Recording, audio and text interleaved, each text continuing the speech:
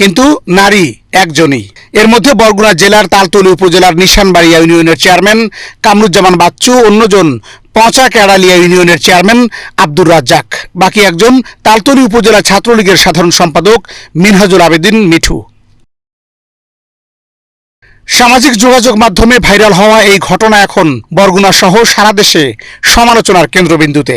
আলাদা ভিডিওতে দেখা যায় ইসরাত জাহান লামিয়া নামের ওই নারী নিজেই এসব আপত্তিকর ঘটনার ভিডিও ধারণ করছেন। ভিডিওতে আরও দেখা যায় একই নারীর সাথে লঞ্চের কেবিনে তিনজনই মত্ত উল্লাসে। কমিউনিটি গাইডলাইন বিবেচনায় সেসব ভিডিও আপনাদের সামনে প্রকাশ করা সম্ভব হলো না। এ ঘটনার পর তালতলী উপজেলা কমিটি বিলুপ্ত করে জেলা ছাত্রলীগ। ওই নারীর সাথে সম্পর্কের কথা স্বীকার করলেও এটিকে ফাঁদ বলে জানান তালতলীর সাধারণ সম্পাদক মিনহাজুল আবেদিন মিঠু। প্রেমের সম্পর্ক বলতে ফাঁদ, আসলে তো অরিজিনাল তো প্রেমের সম্পর্ক না, কিন্তু মেয়ে কনভার্স করছে সবারই কম বেশি। মেয়ের বিষয়ে ওই রকমের জানতাম না, কিন্তু মেয়ে দেখছি আমি ঢাকা ইউনিভার্সিটি পড়ি, অভিহিত এইভাবে কথাবার্তা বললে মনে করেন যেভাবে মানুষ কাবু করে আর কি।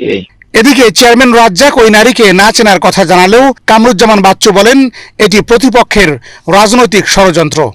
লাস্টে যে মেয়েটা আমাদের ব্ল্যাকমেইল করে একটা চক্রান্ত সৃষ্টি করতে চাইছিল, ওই মেয়েটা আজ থেকে 14-15 মাস আগে আমার একটা ফোন আসে, ফোন দিয়ে বলে আমি রাব্বিকে চাই, আমার বয়ফ্রেন্ড উনি, তার নাম্বার এইটা। আমি বলছি না, আপনি রং নাম্বারে ফোন দিয়েছেন, আপনি ভুলে ফোন দিয়েছেন, আমি কেটে দিচ্ছি। এরপর আবার একদিন পর আবার ফোন দিয়েছি, তা আপনার সাথে তো আমার এই নাম্বারটা আসলে ভুল হয়েছে, তো এই নাম্বারটাই তো তার, এখন আমি কিভাবে সে গেল কোথায়। যারা আমার বিরুদ্ধে এইটা এখন বুঝতে পারছি, যারা আমার বিরুদ্ধে লাগাইছিল পিছনে ষড়যন্ত্র করার জন্য, তারা কোথায় যায় কিভাবে যায় ওই মেয়ের কাছে সবসময় বলে। ভিডিও ফাঁসের পর বরগুনা তালতলী থানায় পর্নোগ্রাফি আইনে একটি মামলা দায়ের করা হয়। গত 11 এপ্রিল রাতে ওই নারীকে পর্নোগ্রাফি মামলায় গ্রেফতারও করে পুলিশ। এরকম কিছু লোকে ওরা আইন করছে, তো এর মধ্যে চেয়ারম্যান আছে তো একজন। তো এটা আসলে ওই মেয়েকে আমি কখনো সরাসরি দেখি না এবং দেখাও হয় না। এটা আমার কাছে মনে হয়েছে যে এটা সুপার এডিট করে এটা করা হয়েছে। এদিকে 17 এপ্রিল বরগুনা কারাগারে নাতনির সাথে দেখা করতে আসেন বৃদ্ধ জলিল দফাদার। গণমাধ্যম কর্মীদের উপস্থিতি টের পেয়ে প্রথমে কথা বলতে রাজি না হলেও পরে জানান তার নাতনিকে ধর্ষণ করা হয়েছে এবং ধর্ষকরা মিথ্যা মামলায় উল্টো তার নাতনিকেই ফাঁসিয়েছে।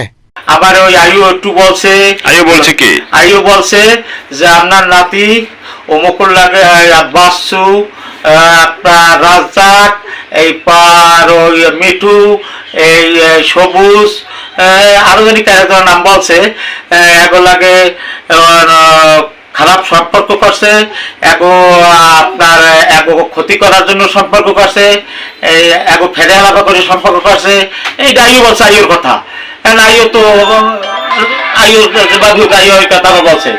আর অন্য যারা 2-1 সাংবাদিক বা এলাকার কিছু লোকজন বলছে, ও আমার নাতিও বলছে যে এরাই দর্শন কাছে এক ছবি আছে।